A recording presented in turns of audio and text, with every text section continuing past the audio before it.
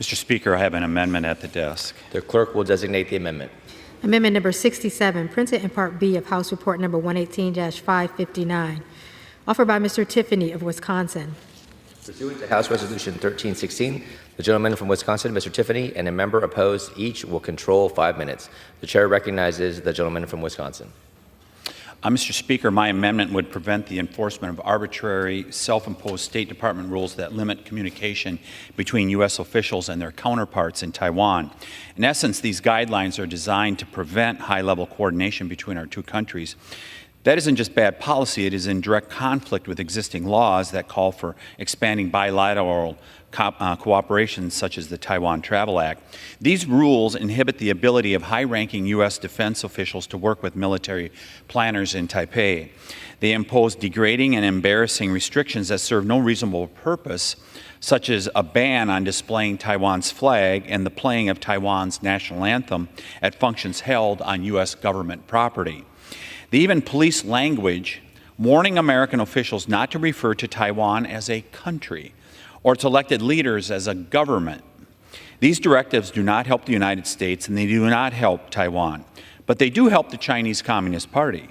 And that is why former President Trump and Secretary of State Mike Pompeo got rid of them. Unfortunately, the Biden administration quietly reinstated them in 2021. And that is why I'm offering this amendment today. Mr. Speaker, it makes no sense that a State Department memo supersedes the laws we pass. America should not have to ask China for a permission slip to talk to our friends and allies in Taiwan or anywhere else. My amendment will make sure we don't buy scrapping these so-called guidelines. I ask for a yes vote on the amendment, and I reserve. The gentleman reserves. For what purpose does the gentlewoman from California seek recognition? Mr. Chairman, I claim the time in opposition. The gentlelady from California is recognized. Mr. Chairman, I rise in opposition to this amendment. The executive branch has the ability to determine how the United States engages and manages our relationship with Taiwan. This is because Congress has left it to the executive branch to conduct diplomacy and the recognition of non-recognition of foreign states and governments in this case. If you wish to legislate how the executive branch should engage with Taiwan, then mark up a separate bill in the Foreign Affairs Committee that deals with just that. But in the absence of that, the executive branch needs to determine how to handle diplomatic engagements abroad. It's their job to weigh multiple equities and balance delicate factors that are simply not considered by this amendment today. The amendment sponsor knows that Taiwan is a sensitive geopolitical subject with respect to our relations with the PRC. That's why we have a select committee in the House on it. And I think this is something that they could examine, much more appropriate. But there's too much at stake to have this amendment decide what the guidelines for engagement will be. I urge my colleagues to oppose this amendment. I reserve the balance of my time. Gentleman reserves. Gentleman's recognized. Mr. Speaker, let's go back to 1979. The executive branch sometimes does not get it right, as we saw with President Jimmy Carter, who adopted the One China policy here, and Congress had to step in with the Taiwan Relations Act in order to make sure that Taiwan was identified as a country. And that's what we've seen in the ensuing time since approximately 1980. So it is appropriate for Congress to step in a situation like this when we see an administration that shows weakness towards China. And we've seen the impacts of that weakness across the globe. Congress will stand with Taiwan, and I hope all of Congress will stand with Taiwan. I reserve. Gentleman reserves. Gentlelady from California is recognized. Once again, Mr. Chairman, let me just reiterate that this is an authorization issue. It's not an issue for the Appropriations Committee. I urge a no vote, and I yield back. Gentlelady yields. Gentleman from Wisconsin is recognized. Mr. Speaker, I urge a yes vote on this resolution, and I yield. Gentleman yields. Question is on the amendment offered by the gentleman from Wisconsin. Those in favor say aye. Those opposed say no. In the opinion of the chair, the ayes have it. The amendment is agreed to.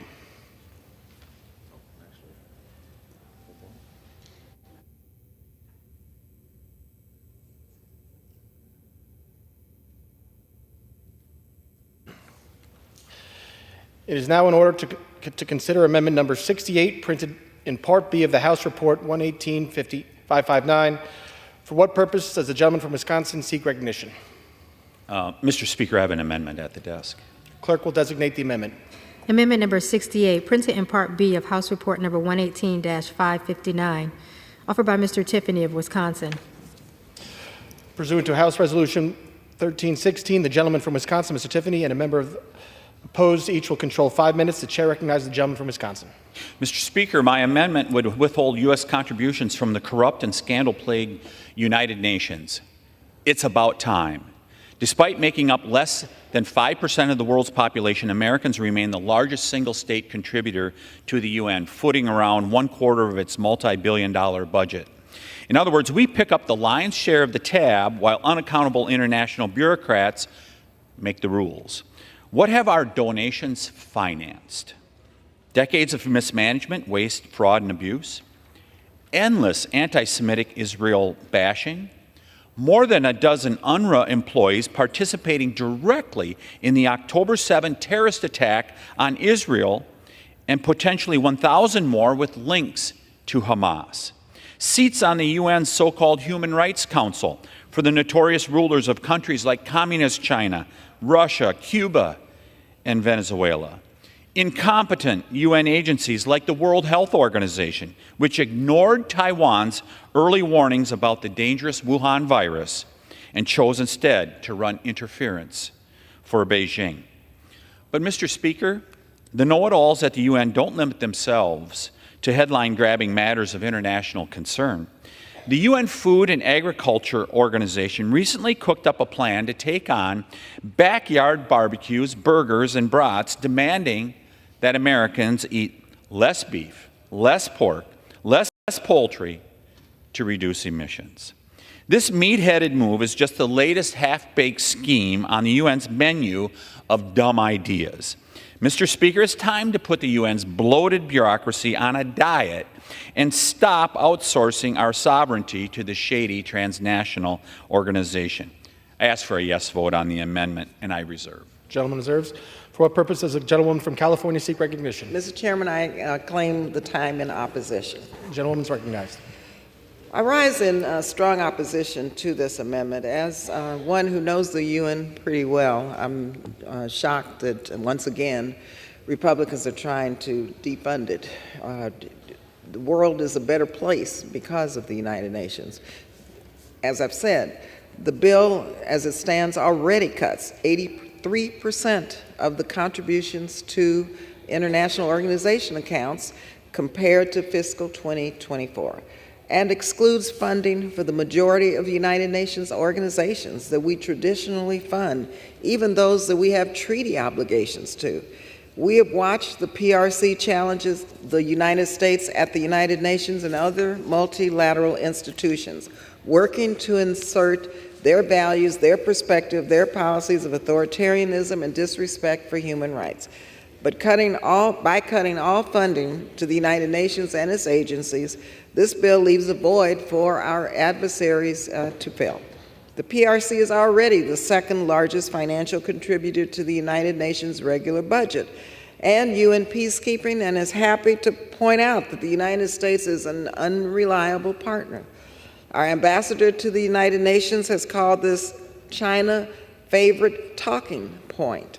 Humanitarian response in Sudan, exposure of Russia's human rights violations in Ukraine, and international norms on everything from how we receive mail internationally to how planes fly across international borders is touched by the United Nations system.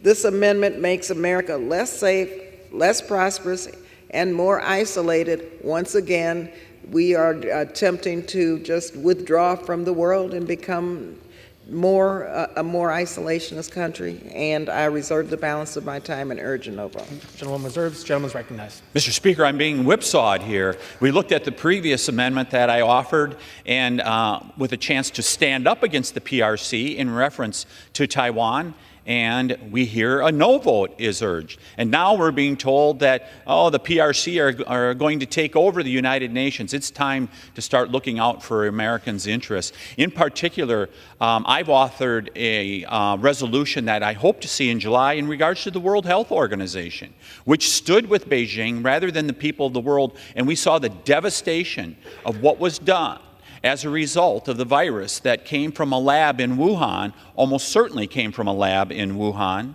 and devastated our world. So I urge a yes vote on this. It is time to take care of America first. I reserve. Gentleman reserves. Gentlelady is recognized.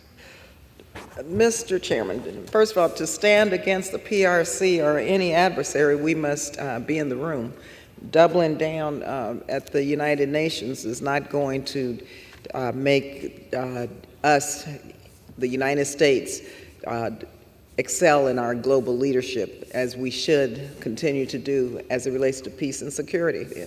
Withdrawing, standing by the sidelines, doing nothing, gives our adversaries the opening that they're just waiting on. And this amendment would accomplish that. So I urge a no vote on this, and I yield back the balance of my time.